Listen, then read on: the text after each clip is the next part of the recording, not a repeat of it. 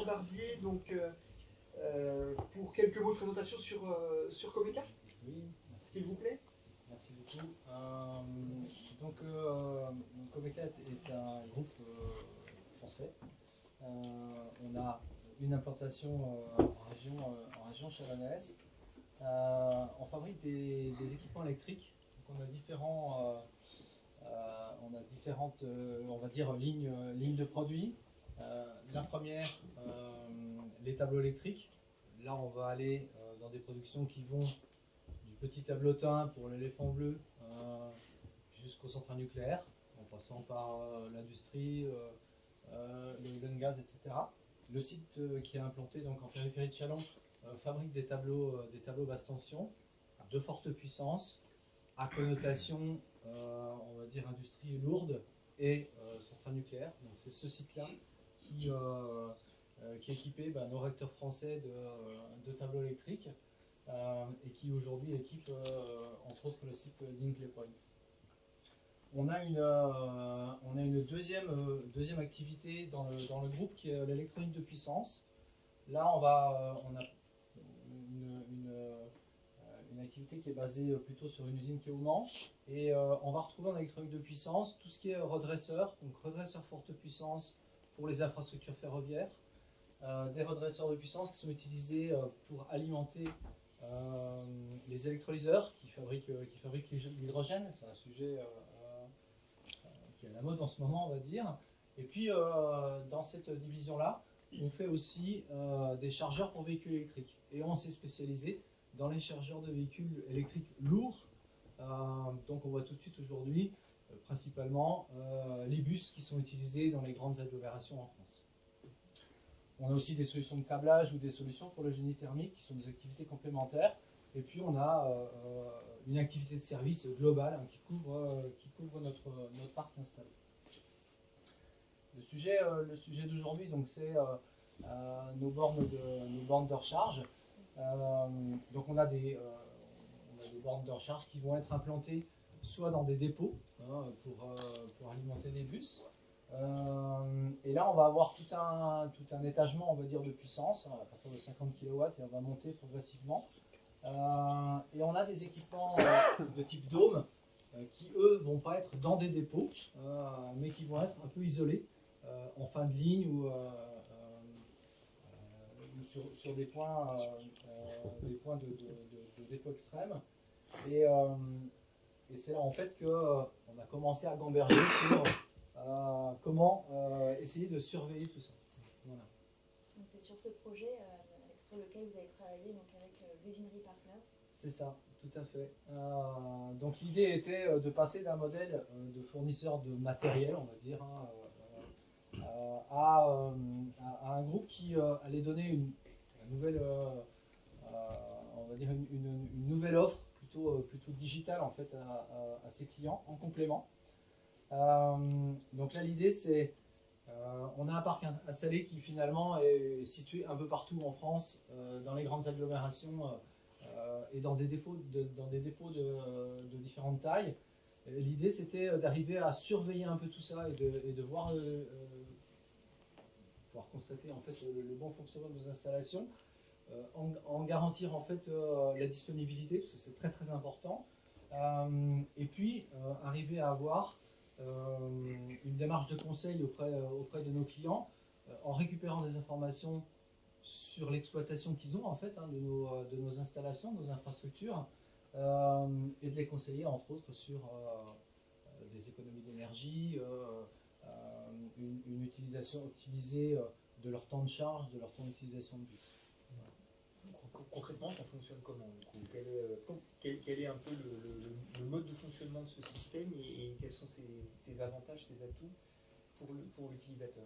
Concrètement, en fait, l'utilisateur a, en règle générale, transformé son dépôt. C'est-à-dire qu'on était, on va prendre le cas, prenons le cas de Chalon-sur-Saône, il y a des bus qui roulent aujourd'hui et qui ne sont pas encore électrifiés, donc on est sur des bus,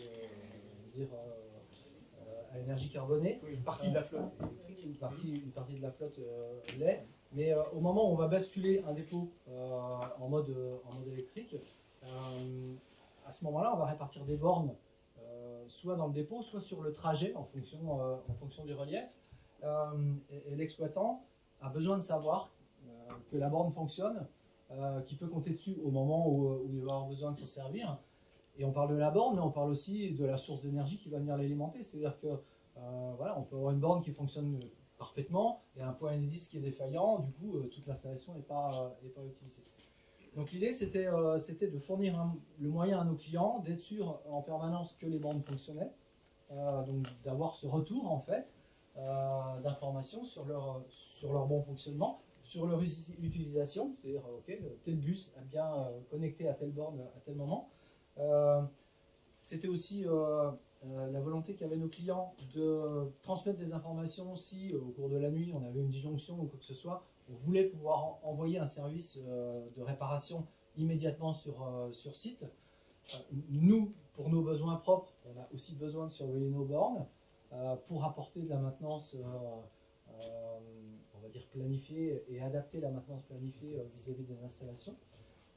Et puis il y a un gros sujet qui est c'est de l'électrique, donc ça coûte.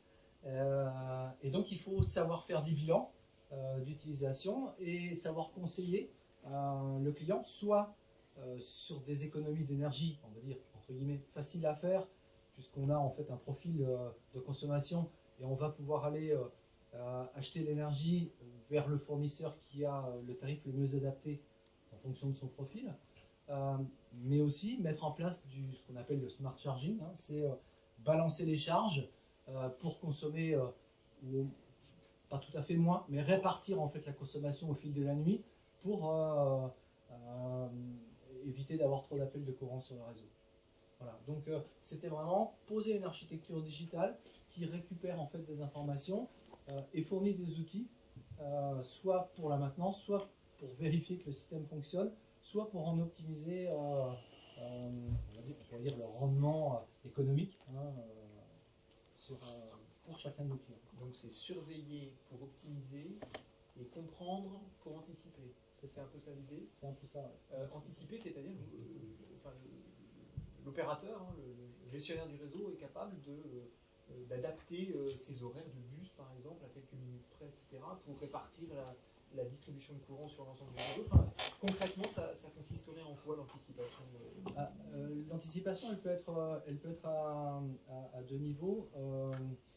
On va avoir l'anticipation de la maintenance, par exemple. C'est-à-dire que dans des chargeurs de forte puissance comme ça, on a plusieurs étages de puissance individuelle qui viennent faire délivrer la puissance globale. On surveille tout ça. Et si l'un des modules en fait commence à, on va dire, faiblir, on va avoir des signaux préliminaires qui nous permettent de dire ok, sur ce chargeur là on a un module de puissance qui commence à avoir des signes et qui va bientôt avoir des problèmes, et donc on va pouvoir envoyer des signaux de maintenance, ce qui fait que nos équipes en fait vont pouvoir venir. Alors on a un maillage hein, sur les différentes villes, et donc on profitera peut-être pour détourner le circuit d'une personne de la maintenance pour changer un convertisseur de façon à ce que ça soit complètement indolore pour l'utilisateur. Ça va être ça peut être aussi des approches telles qu'on le fait sur le smart charging. On annonce une période de gel, on sait demander à la borne de faire le préchauffage du bus pour que l'environnement en fait, dans lequel vont être les usagers soit à bonne température avant de le déconnecter du réseau. Ce qui fait qu'on économisera toute l'énergie qu'on aurait besoin sur l'autonomie du bus pour charger en fait pour remonter en température le bus. Voilà. Donc il y a des mécanismes comme ça qu'on peut mettre en place qui sont bienvenus et sympathiques pour tout le monde. Donc c'est une solution en fait qui était demandée par nos clients. Donc on est dans un contexte assez favorable. Nos clients nous demandaient d'avancer en fait dans ce domaine-là.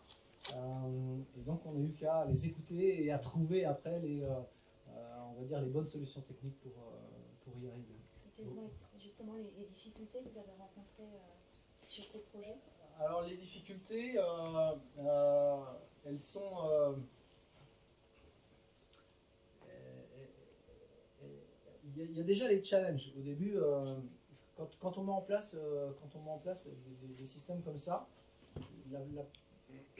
on vient de technologies, on va dire basiques, hein, et on a un peu sauté dans le 4.0 à travers cette aventure. La première chose, c'est il faut absolument garder en tête de faire quelque chose qui a une certaine pérennité, parce qu'on est en fait sur des projets qui vont durer des dizaines d'années, hein, donc on ne peut pas se permettre de faire quelque chose, le rater et recommencer, etc. Donc, il faut faire attention à tenir dans le temps. Il faut avoir un modèle économique qui tient la route, c'est-à-dire trouver le bon modèle économique. Hein. Niveau technique, je dirais qu'aujourd'hui, il y a plein de technologies pour faire des IoT, etc. Donc, on maîtrise bien ça. Par contre, se dire, voilà, combien je vais vendre ça, combien mon client est prêt à payer pour ça, pour tel service et tel service, ça nécessite réflexion. Donc ça, c'est un vrai challenge. Et après, on a été confronté quand on a trouvé le modèle économique et qu'on a lancé le projet, on a eu quelques points de vigilance, on va dire, sur l'application. Sur Chalon, on fait des tableaux électriques, mais on a aussi une équipe de Smart Automation, on va dire. Hein. On a des gens qui travaillent dans les solutions informatiques dédiées à l'entreprise. Et on savait déjà faire des interconnexions entre des sites, des choses comme ça. Par contre, dans le cadre d'un projet comme ça, on doit assurer une disponibilité permanente, on va dire. Hein. Donc ça, c'est le premier challenge. Il ne faut pas que le système s'arrête, on va dire. On n'a pas le droit. On ne fait pas une connexion point à point pendant 1 heure et on l'arrête. Il faut vraiment que ça dure. On a eu une problématique. On s'est posé des questions sur l'hébergement. Comment on fait? Est-ce qu'on le met en intra? Tous ces serveurs en fait qui vont collecter la donnée et la traiter, est-ce qu'on les met en intra? Est-ce qu'on les met à l'extérieur? Qu'est-ce qu'on fait pour ces données? C'est-à-dire qu'il y a les données qu'on traite immédiatement, il y a les données qu'on va stocker pour un peu plus tard, donc c'est pas le même type de serveur. Il y avait la question des protocoles, c'est-à-dire quel protocole on va utiliser pour véhiculer quelles données, et puis tout ce qui englobe la problématique, on va dire, de cybersécurité, hein, puisque là on va avoir des installations qui pour certaines vont même être isolées, c'est-à-dire qu'elles sont complètement en dehors de la propriété, on va dire, de nos clients, et donc du coup qui sont susceptibles d'être plus facilement hackés. Hein. Donc ça c'était un peu les points durs sur lesquels on a un petit peu buté, et là on s'est tourné vers l'usinerie pour qu'ils nous accompagnent sur ces thématiques-là qui sont absolument pas, en fait, qui n'étaient pas dans notre savoir-faire. Justement, Frédéric, comment l'Usinerie Partners a-t-elle accompagné Comeca? On voit bien hein, sur les questions qui sont posées là, en fait, précisément sur ce projet, mais sur n'importe quel projet, on a de la data, on a une idée déjà, une idée innovante, on veut mettre quelque chose en place. Donc là, concrètement, sur Comeca, vous avez des bornes électriques qui sont connectées, qui va fournir de la data. Et cette data, à un moment donné, alors on souhaite l'exploiter à travers une plateforme, mais ok, après comment je fais? Il y a toutes les questions qui arrivent, disponibilité, hébergement, cybersécurité. Donc c'est là où on a travaillé avec vous pour essayer de... alors on n'a pas toutes ces compétences-là en interne, à l'Usinerie Partners, mais par contre on sait aller les chercher et on sait les trouver. Donc c'est là où nous on va conseiller et on va orienter, et on vous a orienté aussi sur plusieurs prestataires potentiels, mais aussi, pas que le prestataire, c'est-à-dire aussi à bien cibler, et je vais prendre l'exemple de la cybersécurité.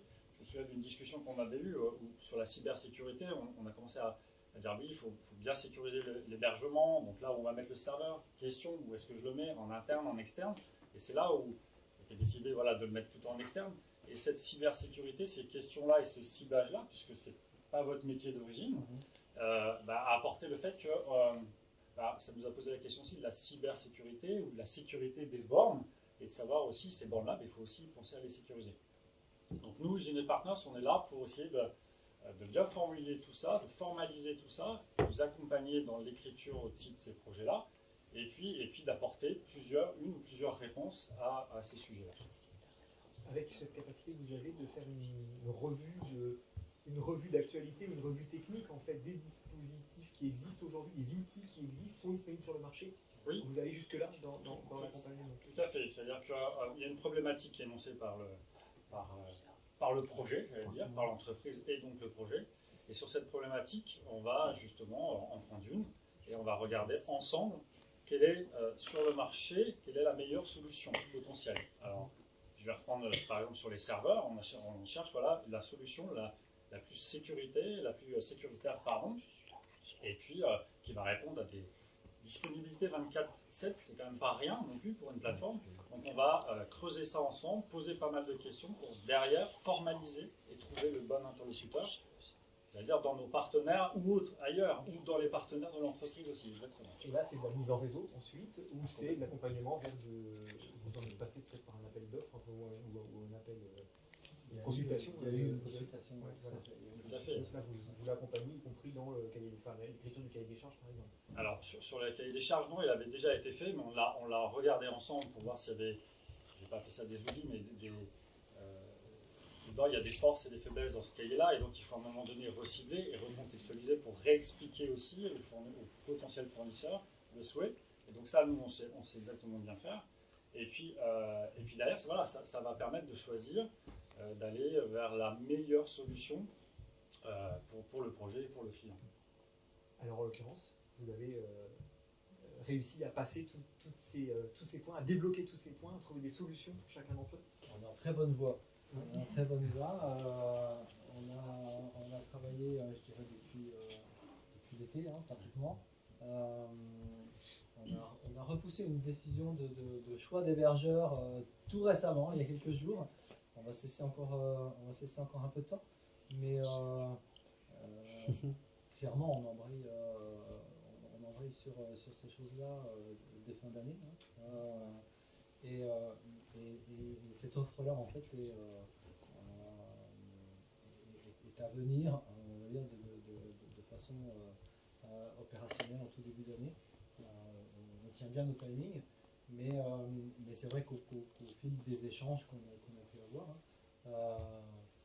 par exemple sur l'hébergement, on s'est rendu compte que effectivement, un serveur pouvait, entre les différents offreurs, un serveur pouvait être indisponible une heure dans le mois ou une semaine dans l'année. Ça change un peu la donne.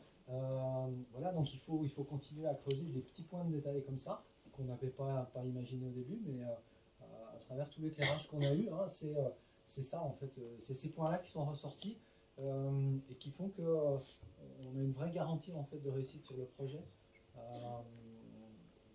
C'est vrai que si on y était allé tout seul, on aurait certainement fait preuve d'un peu plus d'amateurisme, on va dire. Hein. On aurait eu ce qu'on appelle des aléas, voilà, dans un projet. Là, en fait, on les limite très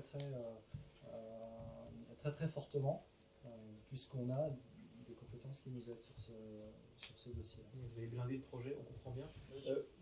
Alors, je vais juste reprendre l'hébergement. L'hébergement est vraiment un exemple très concret, c'est-à-dire que là, la plateforme, elle va naître, donc il va y avoir, c'est-à-dire quelques utilisateurs qui vont arriver dessus, et puis potentiellement, il faut quand même choisir malgré tout de suite le bon hébergement, ne serait-ce que ça, pour que et une montée en puissance qui va arriver obligatoirement, et donc pas tout recommencer dans 1 an et demi parce que je me suis entre guillemets trompé au départ et j'ai pris un petit peu trop petit au départ, et ça, toute cette progression là, il faut l'anticiper dès le départ du projet. Donc dimensionner le projet. Donc vous lancez la commercialisation début 2023 auprès de quel type de clients? Qui seront vos clients? C'est les autorités organisatrices de mobilité ou c'est les exploitants des réseaux? Alors, on a un schéma en France qui est un peu particulier. Les grandes agglomérations attribuent des marchés en fait sur la mobilité à des opérateurs de mobilité. Donc, selon les cas, soit les installations sont déjà délivrées et on va se tourner vers les opérateurs de mobilité qui exploitent en fait. Eux, ça les intéresse. Eux, ce qui les intéresse, c'est la disponibilité et le prix de l'énergie, on va dire. Sur certains autres projets, c'est une barrière à l'entrée qu'il faut savoir franchir pour que en fait, la communauté de communes décide de faire le pas et passe à l'électrique. Hein, donc on a ces deux interlocuteurs-là dans la phase, on va dire, projet neuf. On a un autre interlocuteur qui est le mainteneur. Ça veut dire que comme ce système-là, c'est appelé au secours quand ça ne fonctionne plus et qu'on n'est pas toujours sur un dépôt, les signaux, en fait, SMS, mail, etc., seront soit routés sur Communica Service quand on a une entité proche, soit à un mainteneur local qui lui aura pris ce contrat et qui aura contracté pour venir en fait apporter de la maintenance de niveau 1 ou 2 sur l'installation. Maintenant qu'on a, on va dire, dans le schéma, on a trois cibles pour la vente de nos solutions, qui se fait par petits briques.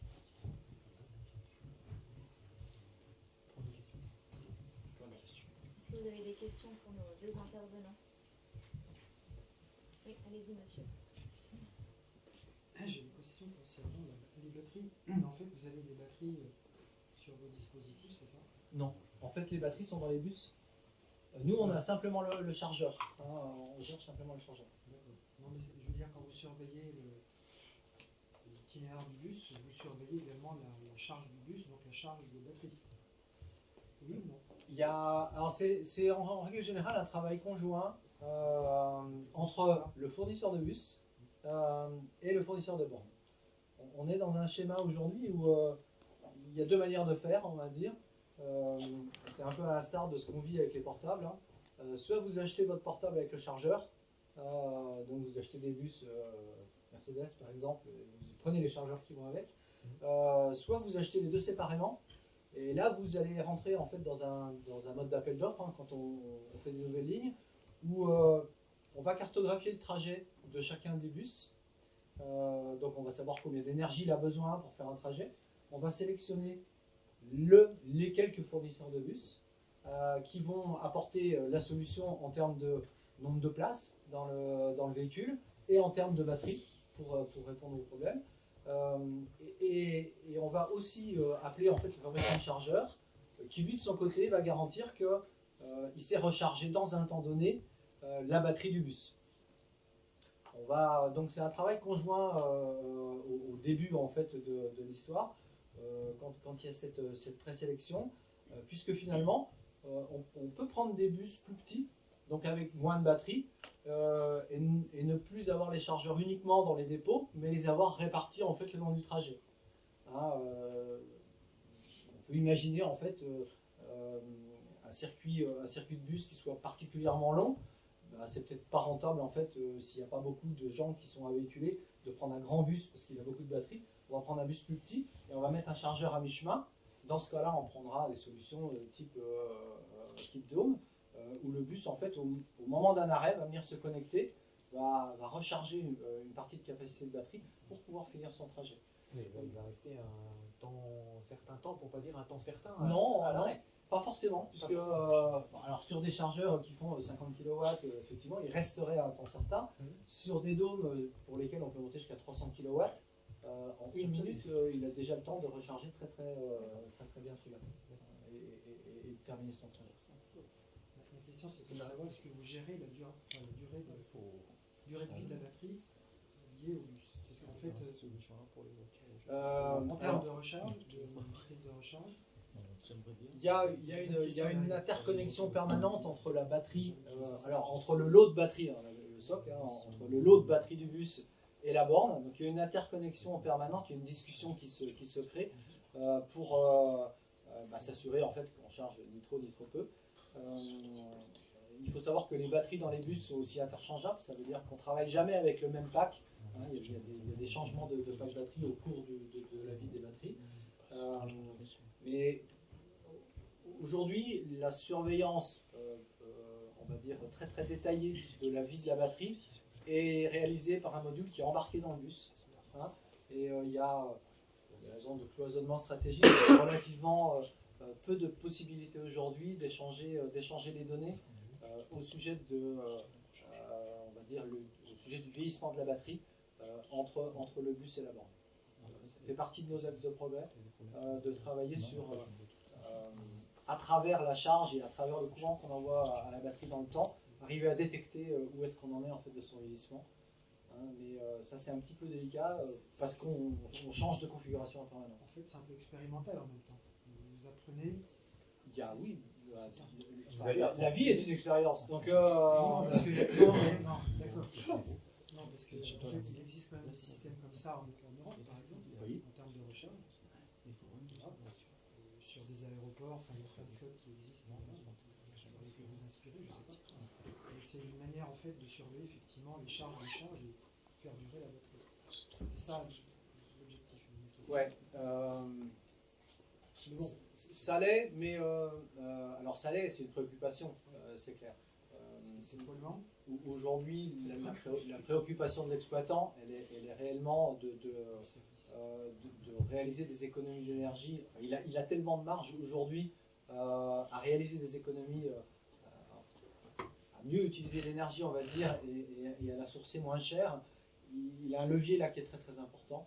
Et on a effectivement les problématiques de vieillissement de batterie, mais qui sont un peu moindres en termes de financiers.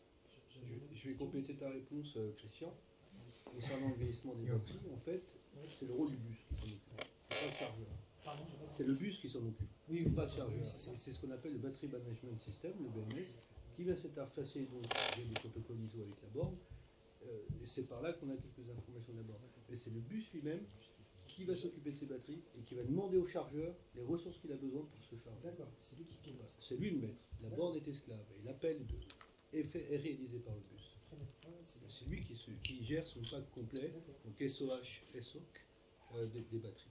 D'accord. Donc, qui surveille la protection de la batterie par le. Et bien sûr, qui les protège. J'avais une autre question concernant, en fait, comme vous voyez, il y a beaucoup de batteries qui sont chargées sur les véhicules. Est-ce qu'à travers la Smart City, on peut fournir l'électricité du bus vers la ville, vers les bornes pour On justement peut. mailler Ouais. le réseau? Bon, Par alors, exemple, la nuit, enfin, je sais pas, ouais. c'est prévu? Alors, on peut, techniquement on peut. Malheureusement, on sent pas en fait, le sujet décoller. Donc on n'a pas de demande, on a très très peu de demandes des opérateurs, mais ça s'explique. Ça s'explique par le fait qu'il y a, ça aurait un intérêt sur les pics de consommation. Malheureusement, les bus sont en train de rouler quand il y a des pics de consommation. Donc en fait, le pic du matin et le pic du soir, les bus sont encore en train de rouler. Donc on a de l'énergie, mais elle n'est pas connectée au réseau à ce moment-là. Et quand les bus sont au dépôt, en règle générale, il y a une moindre nécessité en fait, de consommation, parce que c'est la nuit. Hein, beaucoup de charges se font la nuit. Donc il y a du travail aujourd'hui pour lisser les charges dans la nuit, mais même si effectivement ça serait bienvenu, c'est pas le cas aujourd'hui, c'est pas demandé par On l'enfant. en Allemagne, hein, par exemple. C'est pas Mais parce que l'électricité, pareil, c'est c'est le- Non, mais sur du transport urbain, aujourd'hui, c'est clairement pas demandé. Après, on pourrait se poser la question de savoir si sur des infras type, je sais pas, aéroport ou autre, ça aurait du sens, quoi. Mais on a sondé et on se demande de ce que Mais il existe des projets dans les parkings, effectivement, pour des voitures. sur des voitures, Sur oui. des voitures. Sur des voitures. charger d'autres voitures. Oui, c'est ça. Oui, pour redistribuer sur le réseau, en tout cas, des voitures qui ne roulent pas, pour le coup, elles peuvent ne pas rouler aux heures de sprint. De pics de consommation. On avait une question par là, je crois. tout à l'heure. Oui, moi je voulais en fait des exemples sur les hébergements. C'est possible de savoir de quoi. Qu'est-ce qui distingue l'hébergement pour une application hébergée dans le cloud, pour ce type de connectivité, des hébergements d'opérateurs qui sont reconnus comme. Sur la place de marché, reconnue du type OVH et autres. Oui, donc c'est Par cela exemple. dont on parle. Oui, tout à fait. Il ne s'agit pas de construire un cloud privé Non, ou non. Non, du dédié. tout. En fait, ce qui va déterminer ce choix, à un moment donné, il y a une des contraintes majeures, c'est est-ce que je veux que mes data soient hébergées en France ou pas, par exemple. Ça, c'est un choix très important. Voire plus. C'est vraiment un choix ou c'est plutôt une obligation maintenant? Oui, c'est européenne, une obligation, mais après, il faut être certain, il faut être sûr et certain. Je vous allez chez OVH, même si on vous dit que c'est complètement alors français, d'abord, en fait, c'est pas français, c'est européen. Voilà. Et puis après, vous avez même le choix de d'avoir aussi aller dans des data centers locaux, par exemple, qui existent et sur la région. Voilà, tout à fait. Et après, tout va dépendre des critères donnés par l'entreprise, par le projet également, de dire est-ce que j'ai un choix de garder mes datas. Après, il y a aussi l'hébergeur, il y a l'hébergement et il y a le service apporté par l'hébergeur, qui est deux choses différentes. Et souvent, eh ben, il faut trouver le bon mix entre les deux. C'est-à-dire que, est-ce que j'ai besoin d'une intervention sur ma plateforme dans les 4 heures? Si oui, ça peut déclencher un hébergeur ou pas. Ou un hébergeur et quelqu'un qui va s'occuper du management de cet hébergement. Donc, il y a plein de critères qui sont pris en compte et qui peuvent dire je vais prendre un local, je vais prendre un national où je m'en fiche royalement de mes datas et je vais carrément chez Amazon. C'est possible ça? Ah oui, c'est possible. C'est possible d'héberger des données d'un opérateur français sur des serveurs qui Ah, seraient si elles ne sont pas caractérisées, États-Unis si elles ne sont pas caractérisées confidentielles, oui, vous prenez tout ce que vous pouvez héberger ce que vous voulez où vous voulez. Tout à fait. Alors c'est un peu moins vrai l'inverse. Hein. Les États-Unis hébergent jamais chez nous. Hein. Est-ce qu'il y a d'autres questions? Est-ce que vous êtes présent au secteur rural parce qu'on voit arriver des tracteurs électriques? Massey Ferguson est en train de travailler sur le projet et semble vouloir en mettre sur le marché. Donc le marché n'est pas seulement urbain, mais risque de progressivement s'intéresser à la ruralité. On voit du transport fluvial aussi devenir un transport électrique. Comment est-ce que vous vous préparez à cette évolution? Alors, on surveille, bien sûr, on surveille ça parce que c'est finalement d'autres micro-segments hein, pour lesquels on va pouvoir placer notre technologie. Ce que je peux dire sur les tracteurs, c'est que sur ce segment-là, on voit arriver des tracteurs qui sont d'une puissance de batterie relativement modeste. On est plutôt sur du tracteur mid-size, on va dire. Et là, des bornes jusqu'à 50 kW devraient être largement suffisantes. Donc on est presque dans de la grosse voiture, on va dire, hein, au niveau de la recharge. Et l'exploitant, en fait, n'a pas une pression monumentale pour recharger. Donc il peut recharger la nuit, en fait, parce qu'il dort. Et il retrouvera son tracteur rechargé le lendemain matin pour repartir l'exploiter. On voit aujourd'hui des fabricants comme John Deere qui, eux, en fait, se sont mis sur des tracteurs autonomes. Donc il n'y a quasiment plus de cabine, hein, c'est vraiment un énorme tracteur, c'est un immense pack batterie, et qui envisagent de les faire travailler en essaim, donc par plusieurs, un peu comme un dessin de drone ou des choses comme ça. Alors là, on parle de très grandes surfaces, etc., etc. Là, oui, ces gens-là, ils auront certainement besoin de chargeurs de 150 kW et plus. Hein, donc, c'est un segment qu'on surveille. Il y a aujourd'hui quelques très bons cas dans le yachting, hein, ou on va dire le nautisme de loisir. On commence à voir sortir des jolis petits bateaux qui sont aussi dans des puissances de 100 kW et plus au niveau de la recharge. Donc là, on n'est pas encore là. On est sur une échéance à 10 ans. Mais oui, effectivement, les ports de loisirs vont s'électrifier et s'interconnecter. Pour ce qui est de la marine marchande, je pense qu'ils basculeront plutôt sur des solutions hydrogène. Hein, donc c'est un autre débat. Mais oui, ça fait partie des segments qui vont bouger dans les prochaines années. Et il y a peu de choses à faire en fait au niveau des bornes pour arriver à interconnecter. C'est pas plus compliqué d'interconnecter un bateau que juste pas mettre une borne en pleine main. c'est ça. C'est un peu plus compliqué. Est-ce qu'il y a encore des questions pour nos deux intervenants? Tout était clair? Eh bien, parfait. Merci beaucoup à tous les deux. Merci. Merci.